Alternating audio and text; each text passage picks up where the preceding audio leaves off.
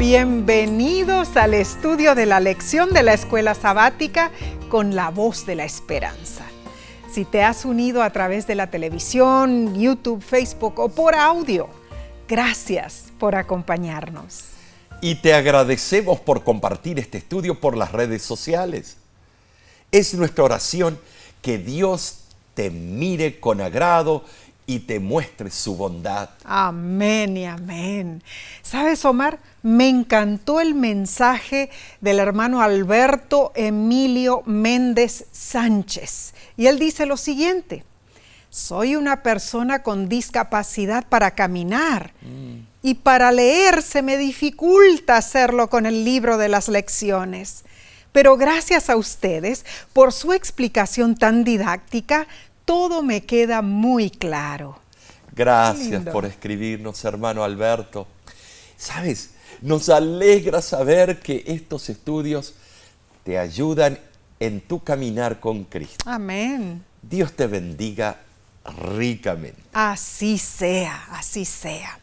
Bien, esta semana estudiaremos la lección 10 para el 9 de diciembre de 2023 y se titula Misión en favor de los no alcanzados, primera parte. Pero antes, Nesí, a ver, como solemos hacerlo, vamos a elevar una oración a nuestro Padre Celestial. Amén. Padre que moras en los cielos, estamos agradecidos de podernos encontrar contigo y con nuestros amigos, porque ya somos una familia, la familia de la voz de la esperanza. Bendice este estudio, que todo lo que salga de nuestras bocas sea para honra y gloria tuya. En el nombre de Cristo Jesús. Amén. Amén, amén. El texto de esta semana está en el libro de Hechos. Hechos capítulo 17, versículo 24. Y dice así: el Dios que hizo el mundo y todas las cosas que en él hay, siendo Señor del cielo y de la tierra, no habita en templos hechos por manos humanas. Claramente, antes de su ascensión, Jesús comisionó a sus discípulos a predicar a todas las naciones del mundo. Así es. Lucas describe que Pablo con gran ímpetu hizo esa obra en Atenas, ¿no es cierto? Lo dice allí en Hechos capítulo 17, versículo 17. Así que discutía en la sinagoga con los judíos y con los temerosos de Dios, y en la plaza cada día con los que allí se encontraban. Me imagino, Omar, que siendo judío, Pablo se habría sentido más cómodo trabajando entre los judíos, claro, ¿no? Pero él se negó a contentarse con trabajar únicamente entre su pueblo, porque también había sido llamado a alcanzar a todos. Yo me pregunto, Nesí, ¿habrá tenido acento cuando hablaba el griego? No, me imagino. Bueno, sabe? no sabemos. No sé. Era un prodigioso. Sí. También Pablo podría haberse dedicado solo a los gentiles temerosos de Dios. Ellos ya tenían un fundamento bíblico. Solo necesitaban conocer al Dios a quien temían. Así es. ¿Sabes? Ese Dios que ellos temían se llama, Jesús el Mesías. Pero no, Pablo hizo más. Mientras estuvo en Atenas, una ciudad famosa por su filosofía, Pablo procuró alcanzar a otros grupos de personas. Muchos tenían un trasfondo y una visión radicalmente diferente a la de los hebreos. Eso desafió a Pablo y formó el fundamento de la fe que él quería enseñar a los atenienses. Y como lo hizo Pablo, nosotros debemos intentar hacer lo mismo. Ahora, ¿cuál fue el método de Pablo para llegar a esas personas? ¿Será que nosotros necesitamos cambiar nuestro enfoque cuando trabajamos con los no alcanzados? ¿Cómo podemos lidiar con nuestras presuposiciones? Sabemos que la diferencia cultural altera la presentación del mensaje, eso es cierto. Entonces, Omar, Siendo así, ¿cómo deberían esas diferencias conducirnos a adaptarnos? Adaptarnos, pero no ser falsos. Oh, no. Bueno, hay muchas lecciones que podemos aprender de Pablo mientras cumplimos la misión con los desconocidos, con los que tienen diferentes idiomas, culturas e idiosincrasias. Ahora, muchos en nuestras iglesias escudriñan su corazón, añorando la llegada de algún sentimiento de amor que los impulse a compartir el Evangelio con los desconocidos. Pero eso nunca ocurrirá. Es imposible amar a los perdidos. Oh, sí. Tú no puedes amar por ti mismo profundamente a un desconocido o a un individuo retratado en una fotografía. No lo puedes. No eres Dios. Y mucho menos puedes amar a una nación o raza o algo indefinible como todos los perdidos. Claro, claro, eso es muy cierto. Hermano, hermana, no esperes sentir amor para compartir a Cristo con un desconocido. Lo que verdaderamente importa es que tú amas a Dios y sabes que ese desconocido fue creado por Él y fue separado de Él por el pecado.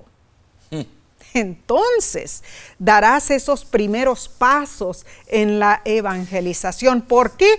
Porque amas a Dios, no a ese desconocido en sí. Profundo esto. Sin lugar a dudas, hermanos, el mandato de Cristo de que llevemos el mensaje a toda nación, tribu, lengua y pueblo es en verdad un gran desafío. Y esto es cierto. No hay sociedad humana en la tierra donde no debamos presentar el Evangelio de Jesús y donde no debamos hacer discípulos para Él.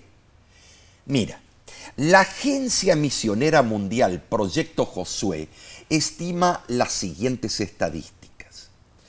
Hay 17.453 grupos étnicos en el mundo y se considera que más de 7.400 de ellos no han sido alcanzados por el Evangelio. Esto es impresionante. Bueno, esto significa que el 42% de los grupos étnicos del mundo carecen de comunidades cristianas que sean capaces de evangelizar.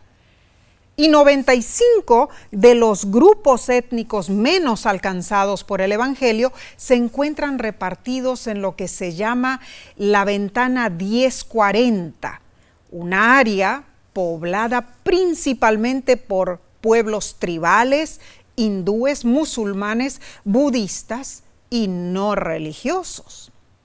Omar, algunos de estos grupos étnicos tienen poco o ningún acceso al Evangelio. Pero gracias que ha llegado el Internet, gracias sí, claro, que ha llegado las plataformas del Internet, sí, porque ahora se está abriendo, que cada vez hay menos excusas. Bueno. Tristemente, así es como dicen, sí, pero inclusive en las naciones occidentales también existen personas que aún no han sido alcanzadas por el Evangelio. Sí, porque dices del Internet, Omar, claro, pero hay muchas personas que no tienen acceso, ¿no es cierto? Claro, sí. O sus países no les permiten tener el acceso porque completo. Está todo restringido. Debido al impacto cada vez mayor del secularismo, es impresionante. El estudio de esta semana nos impulsa a testificar a personas que tienen nada o muy poco en común con nosotros los cristianos en términos de creencias y valores religiosos. Claro. Esta lección es importantísima. Sí lo es. Debemos notar que hay personas de diversos orígenes étnicos y con diferentes compromisos religiosos que viven y comparten la misma vida pública, o sea, la misma comunidad. Pero debido a su característica única de cosmovisión, estas personas tienen diferentes necesidades y aspiraciones espirituales. Claro.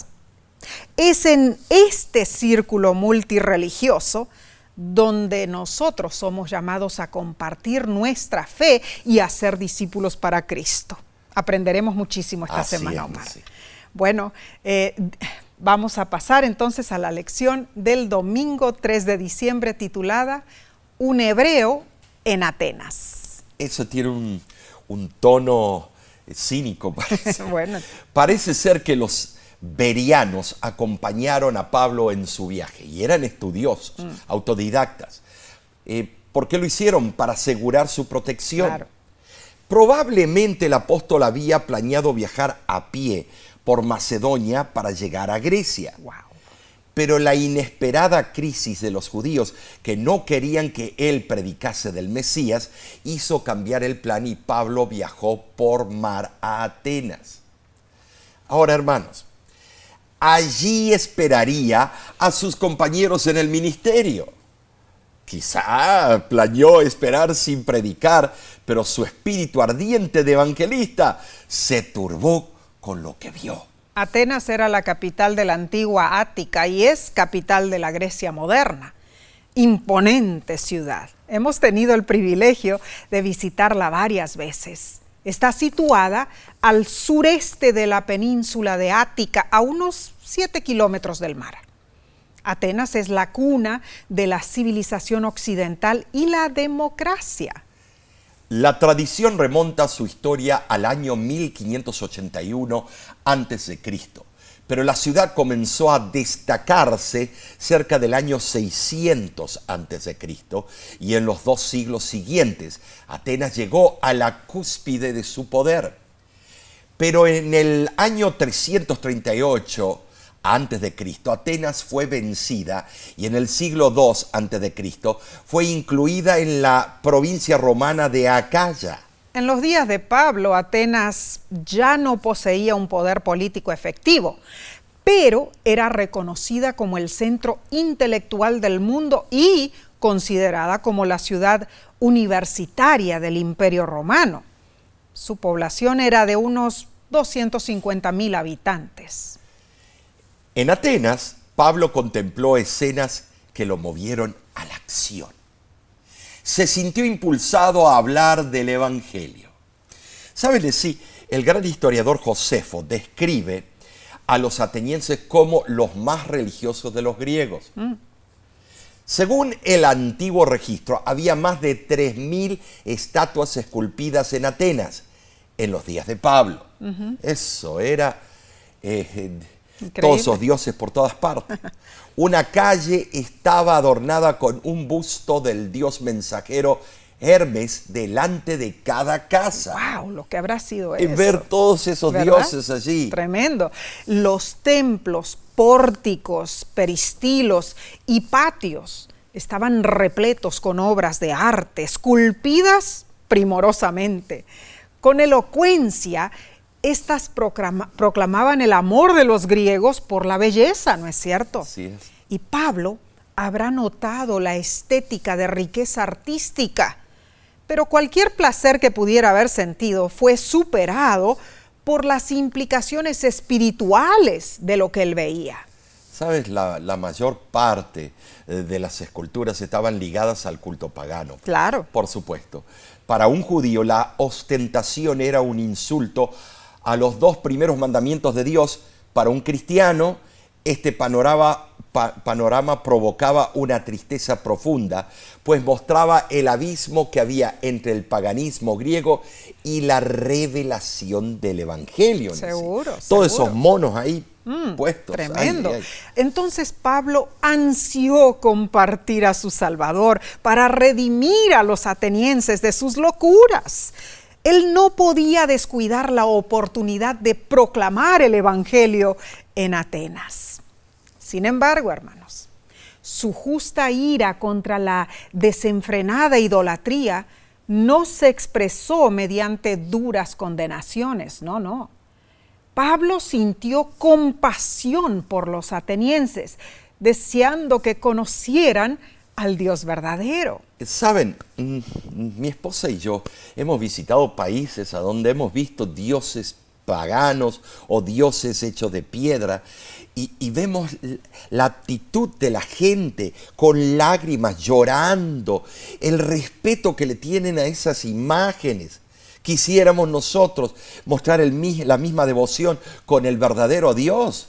El apóstol anheló contarles del supremo Dios creador, pero presentó la verdad en tal forma que despertó la admiración y el interés de sus oyentes sin causar problemas.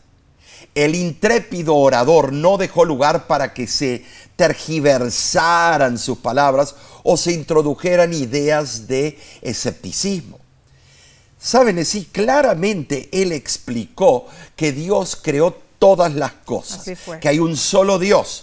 Esa enseñanza dio el golpe de gracia a la mitología pagana. Y ahí empezaron los problemitas. Bueno, pero leo de Hechos de los Apóstoles, página 195. Las palabras de Pablo contienen un tesoro de conocimiento para la iglesia. Estaba en una posición desde donde hubiera podido fácilmente decir algo que irritara a sus orgullosos oyentes y lo metiera en dificultad. Si su discurso hubiera sido un ataque directo contra sus dioses y los grandes hombres de la ciudad, hubiera estado expuesto a sufrir la suerte de Sócrates. Pero con un tacto nacido del amor divino, apartó cuidadosamente sus mentes de las deidades paganas y les reveló el Dios verdadero, que era desconocido para ellos. Al tener contacto directo con la gente, estudiar de su cultura y religión y respetar su devoción por las cosas espirituales, Pablo logró algo notable en Atenas, algo que es un tesoro de conocimiento para la iglesia. Él evitó irritar a sus oyentes. Ese fue un logro inspirado por Dios. Y es lo que debe alentarnos a nosotros como iglesia. Debemos prestar atención en esta historia y en la metodología de Pablo. Claro que sí. Hoy día, hermanos, nuestras ciudades están llenas de ídolos. Oh, sí. Aunque menos obvios que los que vio Pablo, me imagino. Bueno, tristemente, muchos creyentes caminan por una ciudad sin reaccionar en lo más mínimo ante sus ídolos. Pero Pablo estaba lo suficientemente sintonizado con el Espíritu Santo como para responder. Él deseaba que los atenienses se salvaran. Entonces Pablo frecuentó el mercado público donde se encontraban muchos paganos. Así fue. Podríamos decir que formó el primer grupo de estudios bíblicos. Claro. Así. Usando el mercado público, él estudió y probó métodos para llegar a las mentes de esos paganos. Pablo sabía que no podía acercarse a los atenienses como se acercaba a los judíos o a los gentiles temerosos de Dios. Él necesitaba usar un enfoque completamente nuevo. Claro que sí. Y al igual que Pablo, nosotros también debemos adaptarnos. Por ejemplo, un enfoque que funciona bien en Buenos Aires, Omar, podría resultar inútil en Bangkok. Claro. Un devocional que es buenísimo en Ciudad México no impactaría a una persona en Tokio. Hermano, hermana, ¿qué tipo de ídolos adora la gente en tu sociedad? ¿Y cómo puedes abrirles los ojos y contarles de Cristo? Recuerda, debes adaptarte, usar un enfoque completamente nuevo. Seguiremos estudiando en unos segundos.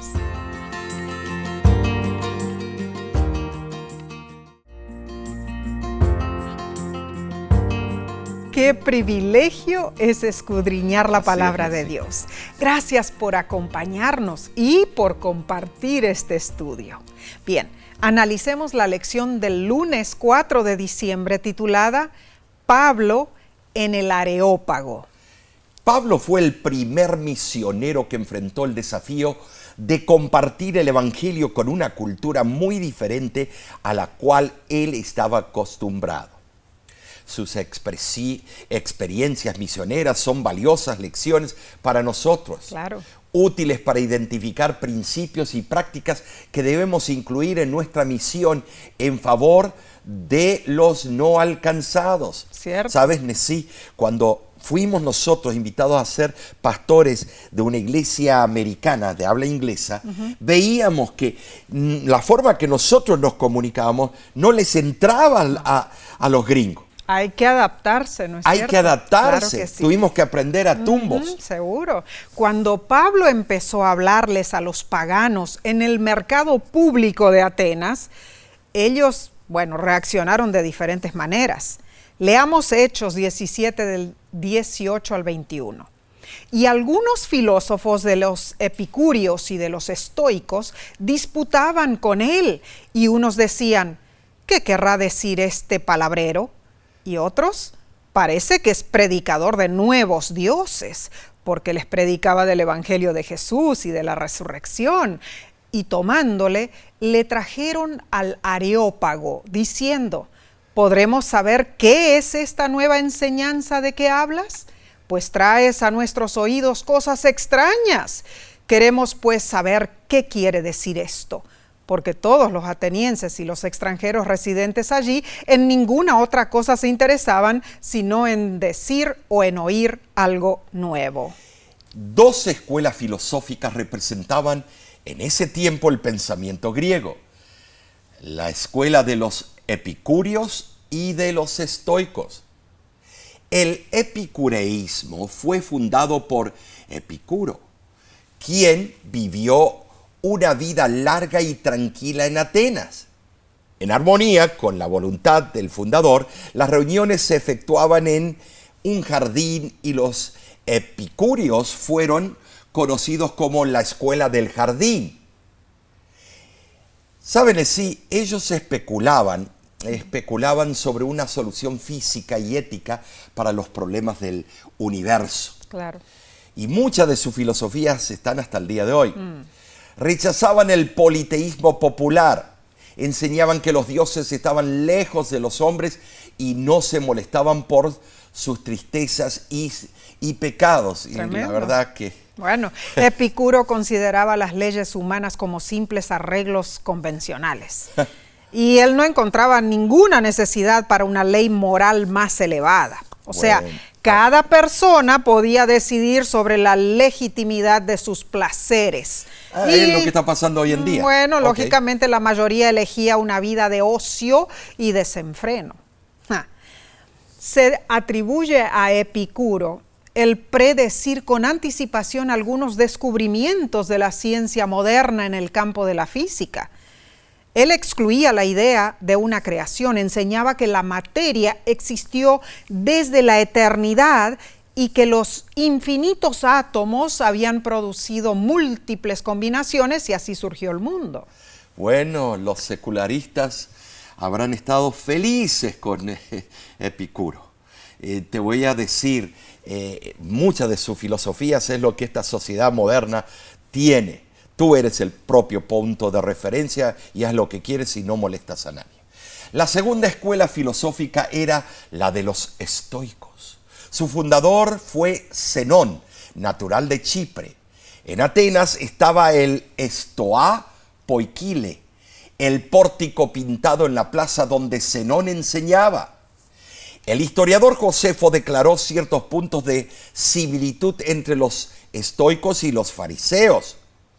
Quizá su actitud hacia la vida moral del paganismo en ese tiempo presentaba muchos rasgos similares a la de los fariseos. Los estoicos enseñaban que la verdadera sabiduría consistía en ser dueños y no esclavos de las circunstancias. Lo que no está en nuestro poder, decían, no debe ser codiciado ni evitado, sino aceptado con ecuanimidad. Al que buscaba la sabiduría se le enseñaba a ser indiferente tanto al placer como al dolor y a mantener una neutralidad intelectual. Muy interesante, la verdad. La teología estoica era más noble que la epicúrea. Ahora, sí, los estoicos concebían una mente divina que llenaba el universo. Cierto. Bueno, pero era medio panteísta, ¿no es cierto? Reconocían su autoridad en los asuntos de las vidas de los individuos, aunque en la práctica creían en la libertad de la voluntad humana. Bueno, nosotros podemos caer más por ese lado, ¿no es cierto? Algunos han pensado que los atenienses, al usar en plural la palabra dioses, entendían que el Dios creador era una nueva divinidad. Los atenienses habían dedicado templos a Concordia, a Epiménides, habían mandado erigir altares a insolencia y a desgracia. Sí, los dos demonios que eran acusados de haber llevado la ciudad a la ruina.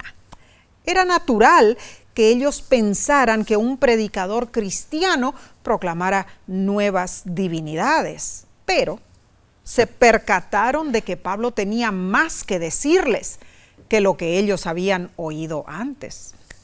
Durante siglos, Atenas fue vista como el centro del pensamiento intelectual y filosófico en sí. Muchas de sus ideas eran radicalmente diferentes de las enseñanzas del cristianismo. Sí. Al principio, Pablo había esperado que el Espíritu Santo usara su conocimiento y habilidad de oratoria que él había adquirido en su educación con Gamaliel, el famoso Gamaliel.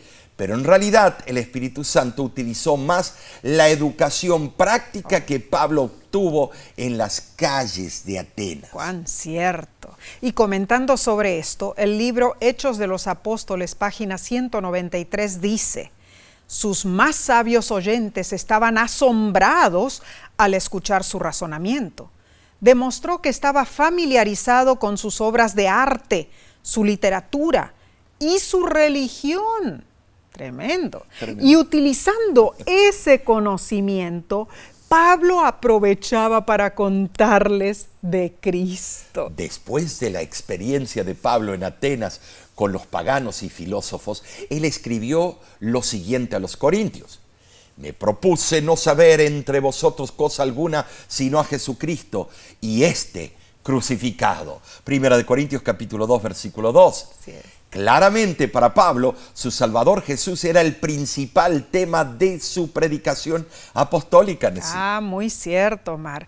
Es fascinante en verdad ver cómo Pablo intrépidamente proclamó a Jesús a esos intelectuales escépticos de Atenas. ¡Qué valor el de este apóstol!, ¿no es cierto? Es que hay que investigar lo que esa gente cree. ¿Seguro? ¿Te acuerdas cuando yo iba a hablar a ciertos musulmanes? Me puse a leer el Corán. ¿Seguro? En el idioma nuestro, traducido. Hay que saber. Pero lo leí para ver qué afinidades había con la Biblia. Seguro y que poder sí. entrarles.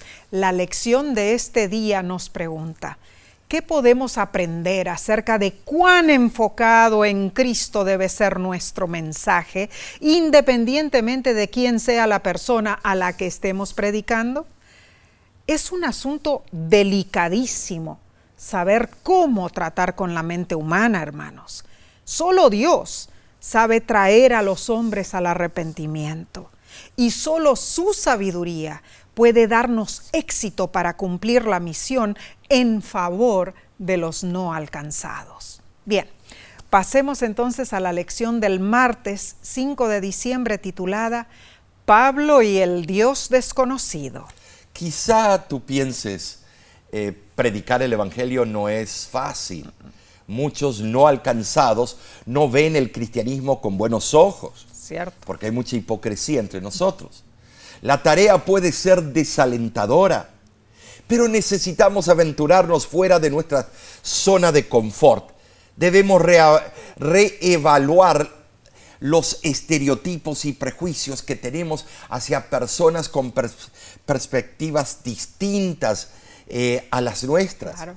Debemos aprender nuevos enfoques, y la Biblia nos da precedentes de esfuerzos misioneros que podemos aprender. Seguro que sí. Pablo no menospreció la religión ni los dioses falsos de los atenienses. Más bien, reunió puntos positivos que pudo encontrar y los aprovechó. Así es. Leamos Hechos 17 del 22 al 23. Entonces Pablo, puesto en pie en medio del Areópago, dijo: varones atenienses, en todo observo que sois muy religiosos, porque pasando y mirando vuestros santuarios, hallé también un altar en el cual estaba esta inscripción: al Dios no conocido. Al que vosotros adoráis, pues, sin conocerle, es a quien yo os anuncio. En el Areópago se reunía el Consejo Ateniense, el tribunal más antiguo de Atenas. Sus miembros eran de alto rango. Tenían que haber servido como arcontes y haber cumplido 60 años de edad. Cierto. No era un público cualquiera. Ahora, para Pablo, aunque era un excelente orador, ese público presentaba gigantescos desafíos. Sobre la rocosa colina del Areópago, hacia el noroeste, Pablo contempló el templo de Hefestos. Arriba, vio al Partenón sobre la Acrópolis. En la cima estaba la colosal estatua de bronce de Atenea, la diosa tutelar de Atenas. Y debajo, el apóstol vio la ciudad llena de ídolos. El hecho de que Pablo fuera capaz de adaptarse a su público es un verdadero elogio de su habilidad. Ahora, Omar, Lucas condensó en verdad el discurso del apóstol en 10 versículos, ¿no es cierto? Hechos 17 del 22 al 31. Probablemente Pablo habló mucho más, especialmente ante tan distinguido auditorio, ¿no es cierto? Es posible esto. Y dijo a sus oyentes paganos: observo que sois religiosos, muy religiosos. No creo que lo dijo ofensivamente. No. Más bien lo estaba elogiando. Se refirió a cuán meticulosos eran los atenienses al reconocer todas las deidades. Claro. Elogió su devoción, porque incluso una espiritualidad equivocada es más loable que no tener ningún tipo de espiritualidad. ¿Saben? Sí, esa introducción ganó la atención de los filósofos y atenienses en forma general. Seguro. Luego les dijo que él había estado mirando los santuarios de ellos. O sea, Pablo estudió las numerosas estatuas y sus inscripciones. Cortésmente y respetuosamente identificó las deidades atenienses. De esa manera evitó la enemistad y creó buena voluntad desde el principio para que ellos siguieran escuchándolo atentamente. Muy audaz, la verdad, fue sí. Muy astuto, muy inteligente. Pablo no se apresuró a presentarse como un experto. Tenía que romper las barreras. Aunque era perito y conocedor, tenía su doctorado, no utilizó eso para enaltecerse frente a los paganos. Si lo hubiera hecho, habría sido rechazado de plano. Más bien, lo vieron como alguien que se preocupaba por ellos y deseaba su bien. Y al comentar sobre la inscripción al Dios desconocido, Pablo aprovechó. Ese era un terreno común. Veamos algunas menciones históricas del Dios desconocido. El geógrafo Pausanias mencionó que en el Falerón, o sea, el camino desde el puerto hasta Atenas, había altares a dioses no conocidos. Esto es fantástico, esto corrobora lo que la Biblia tiene escrito. Diógenes Lucrecio, escritor del tercer siglo antes de Cristo, cuenta que Epiménides de Creta fue llamado a socorrer a Atenas cuando fue azotada por una pestilencia. El cretense llevó ovejas al Areópago y las soltó para que vagaran por la ciudad. En cada lugar donde se acostaba una oveja se ofrecía un sacrificio y se erigía un altar a dioses no conocidos. Y Filóstrato, filósofo y orador de la antigua Grecia, en el siglo I a.C., mencionó que en Atenas había altares dedicados a deidades no conocidas. Claramente, Omar, estas referencias establecen el hecho de que los griegos erigían altares a dioses cuyos nombres ellos no conocían. Quizá al erigir altares a un dios no conocido, no pasaban por alto a ninguno. Pablo se arraigó del hecho que ellos creían en un Dios, o muchos en verdad. Eso le proporcionó un buen punto para comenzar su discurso. Así fue. Ahora, Pablo no se burló de la idea negativa de adorar a un Dios desconocido. No, de ninguna manera iba a herir los sentimientos.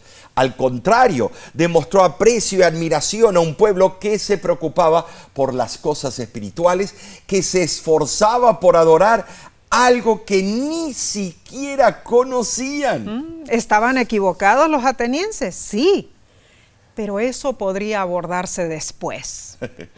Lo importante al principio fue traer a relucir que eran devotos. Así es. Pablo encontró un tema de conversación que despertó su interés. Reconoció que el Espíritu Santo podría trabajar con ese tema. Es cierto. Hermano, hermana, ¿qué temas podrían abrir oportunidades para una conversación más profunda con alguien? Por ejemplo, los hindúes. La primera impresión es importante. Debes encontrar un punto en común con esa persona para poder entablar un diálogo provechoso. Por ejemplo, los hindúes son la gran mayoría vegetarianos, o los budistas, y la iglesia adventista tiene algo en común. Claro. Por ejemplo, si notas que la persona le gusta el fútbol, o fomenta un hobby de autos antiguos, o es alguien dedicado a la gastronomía, comenta un poco sobre lo que le interesa a esa persona. Seguro. Pero estudia, ponte al tanto, tienes que empaparte del tema, claro, antes de entrar en conocimientos teológicos. Seguro que sí, muy importante. Eso fue lo que hizo Pablo. ¿Qué impresión habrá causado él o su mensaje, claro, en la mente de esos atenienses, ¿no es cierto? Hubiera pagado Omar para ver los rostros de esos sabios. Habrán pensado, ¿cómo de una nación atrasada vendría alguien a enseñarles algo nuevo? La campaña evangelística de Pablo al principio no tuvo éxito, mucho éxito se podría decir, pero la semilla fue plantada en sus corazones, hermanos. ¿Cuántos de esos filósofos se habrán convertido? No lo sabemos. Pero la obra de Pablo dio resultado. Amén. Daremos seguimiento en unos segundos. Volvemos enseguida.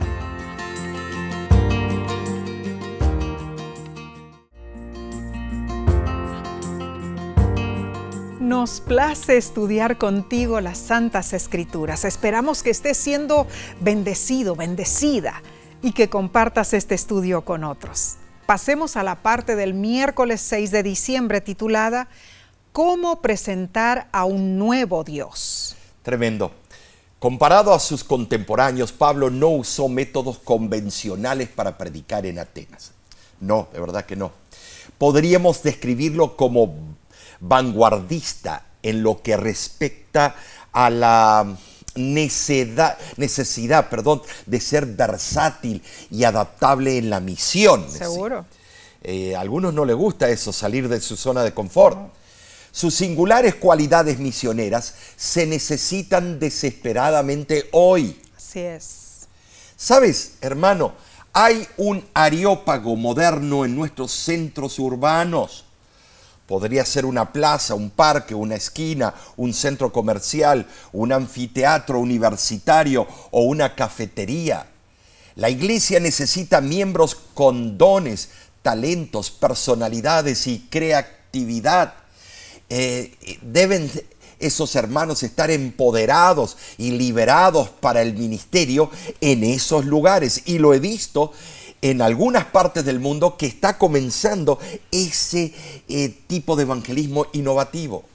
Entonces, cuando tenemos miembros en nuestras iglesias que están preparados para entrar en esferas no tradicionales, miembros que están dispuestos a hacer la misión en favor de los no alcanzados, se les debe confiar la libertad de explorar nuevas formas de compartir el evangelio, incluso cuando esas formas parezcan al principio poco ortodoxas. Bruce Bauer, en su libro Un hombre de reflexión ferviente, página 85, dice: la Biblia ofrece muchas declaraciones y ejemplos que muestran la aprobación de Dios por métodos de misión que pueden ir en contra de nuestras cómodas prácticas. Lectura amplia y los textos claros de la Biblia sugieren que Dios es más abierto y creativo que nosotros. Si ese es el caso, no deberíamos apresurarnos a condenar lo que es diferente o incómodo. ¡Cuán cierto! Continuemos estudiando la metodología de Pablo. Al iniciar su discurso logró captar la atención de los pensadores de Atenas. Luego dirigió a su audiencia al Dios creador. ¿Qué te parece, Nesí? Leamos Hechos, capítulo 17, versículo 24 al 27.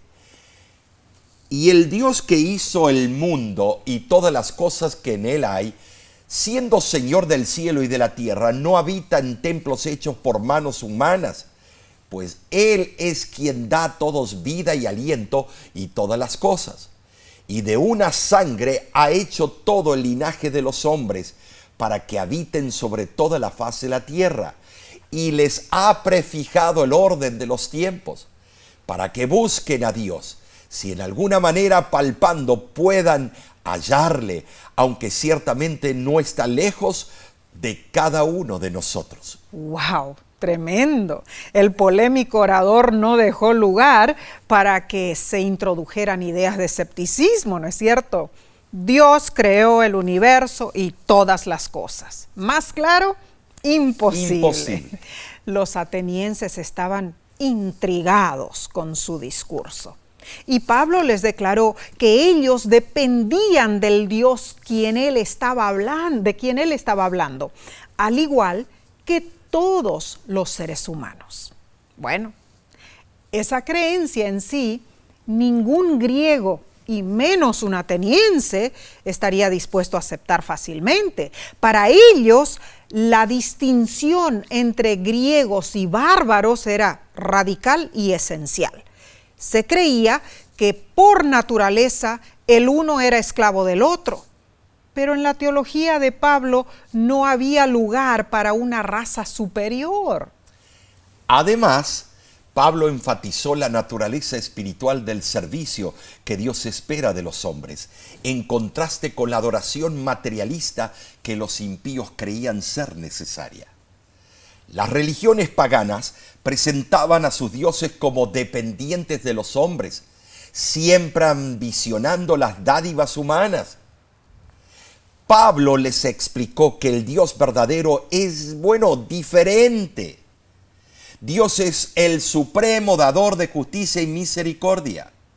¿Saben? Sí, en la mitología griega, donde los dioses eran impredecibles, egocéntricos y crueles, la idea de un Dios como el que describía Pablo era un pensamiento maravillosamente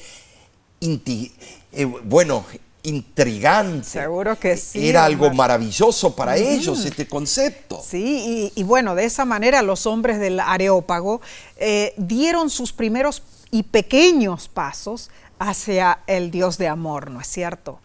Pero, Omar, sinteticemos la metodología de Pablo en conceptos.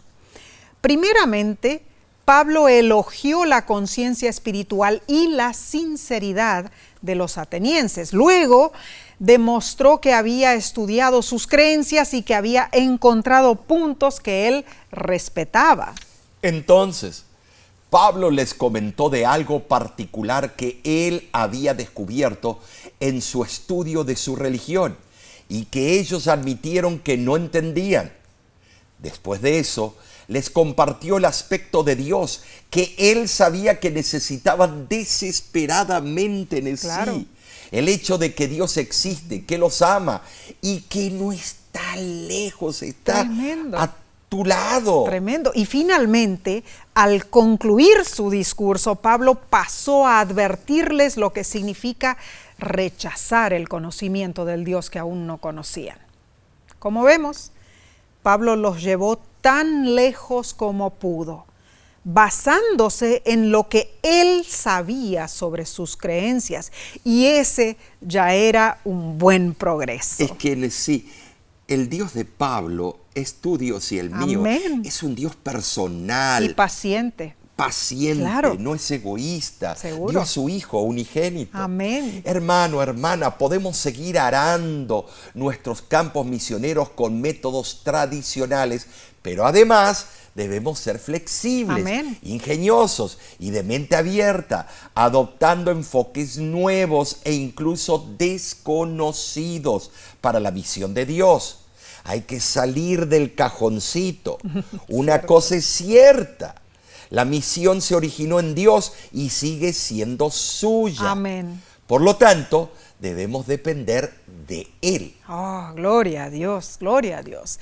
Tal y como lo hizo el rey Josafat, Omar, sí, ¿no es cierto? es verdad. Debemos nosotros recurrir a Dios y decir, no sabemos qué hacer, y a ti volvemos nuestros ojos, segunda de Crónicas 20:12.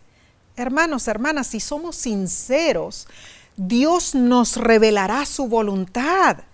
Al cumplir la misión a la manera de Dios y con el poder de Dios, lograremos sus propósitos salvíficos de alcanzar a todos los no alcanzados. Bien, vayamos al estudio del jueves 7 de diciembre titulado Cruzar la línea. Sí, pareciera que Pablo cruzó la línea, seamos sinceros, al citar escritores atenienses. Algunos se quejan cuando nosotros citamos en la lección de escuela sabática autores que no son de nuestra iglesia, pero estimados, estamos haciendo lo que Pablo hizo. ¿Seguro? ¿Por qué? Porque es importante para las personas que no son de nuestra iglesia que vean que podemos encontrarnos en un lugar y empezar a estudiar la verdad. Claro. Pero viendo que esos escritores habían reflejado algo bastante cercano a la verdad bíblica, Pablo usó la oportunidad. Y tú y yo debemos empezar a hacer lo mismo.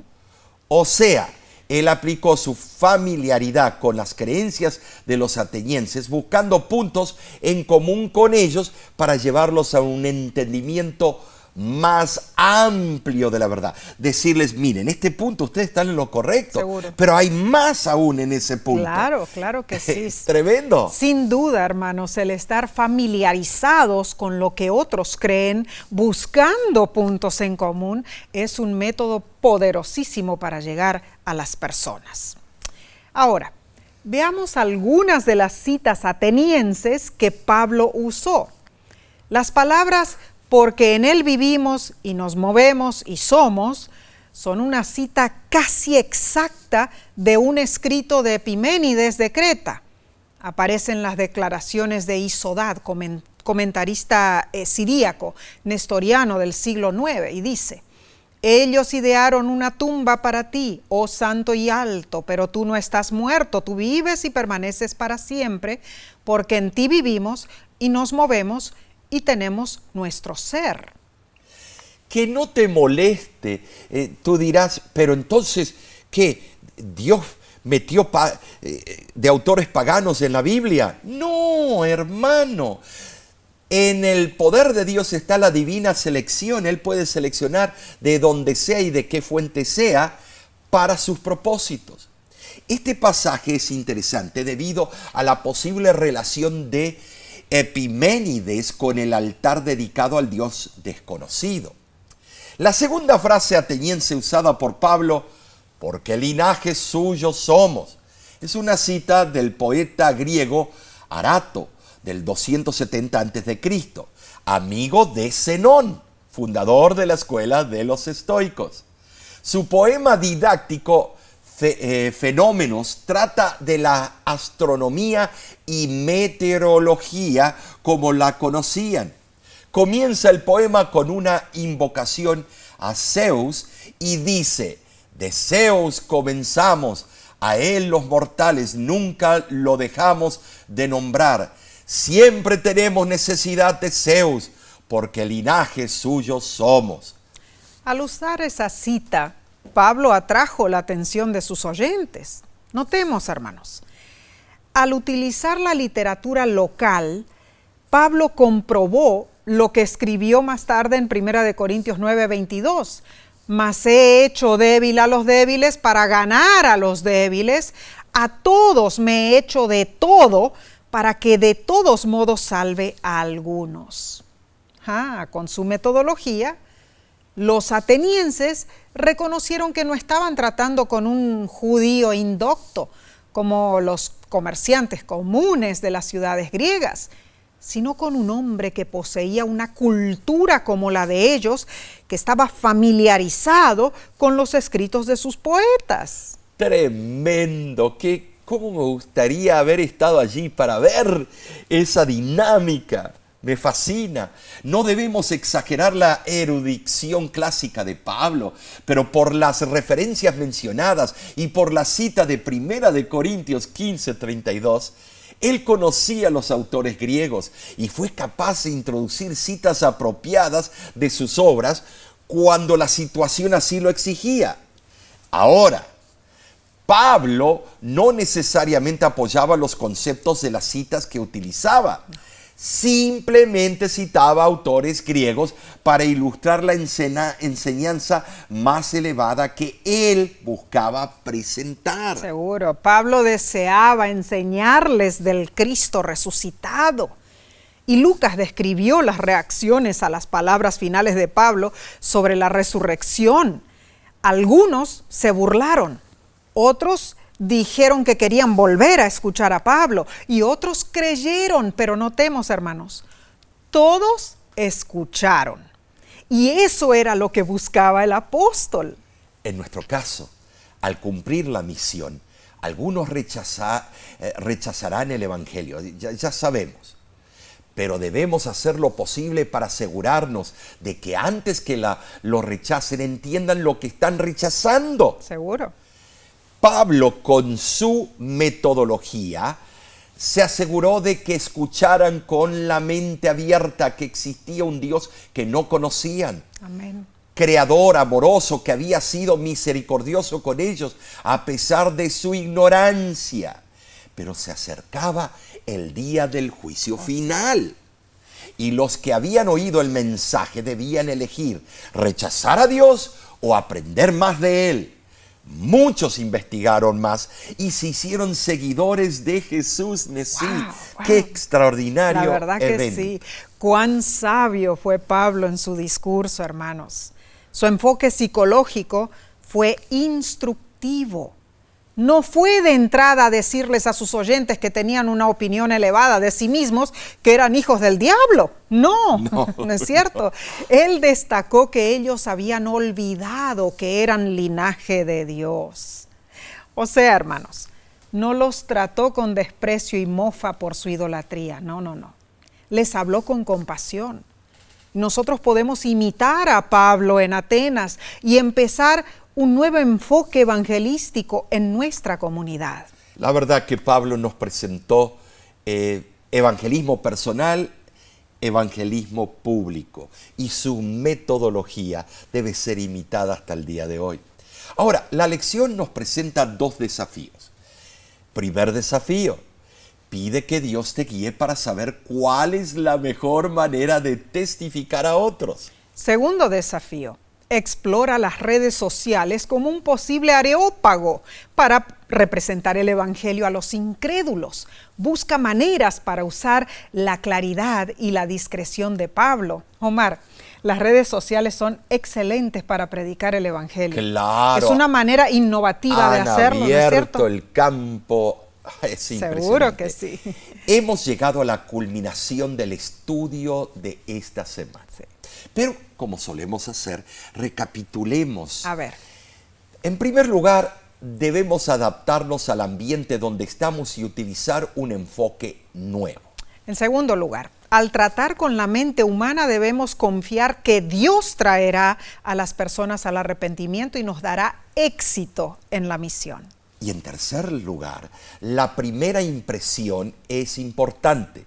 Debemos encontrar un punto en común con la persona a quien deseamos alcanzar y luego entablar un diálogo provechoso. En cuarto lugar, sigamos usando nuestros métodos tradicionales, pero además seamos flexibles e ingeniosos, usemos enfoques nuevos e incluso desconocidos.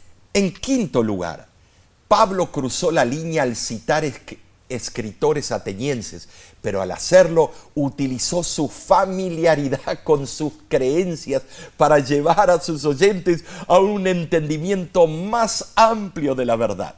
Aprendimos muchísimo, Sí, ¿no es cierto? sí, así es. Hermanos, debemos poner en práctica la metodología de Pablo. Pero la semana que viene, Omar, seguiremos con esta temática, sí. La próxima lección se titula Misión en favor de los no alcanzados, segunda parte. Estudiaremos otras metodologías para cumplir la misión. Acompáñanos y estudiemos juntos. Amén. ¿Sabes? Además de estudiar la lección de escuela sabática con la voz de la esperanza, te invitamos a ver nuestro tema de este viernes. Claro que sí. ¿Cómo se titula? Bueno, seguimos con la serie La Gran Controversia. El título es La Reforma en Europa. No te lo pierdas, ¿no es cierto? Síguenos en las redes sociales, hermanos. De nuestra parte, deseamos que Dios te bendiga y te guarde.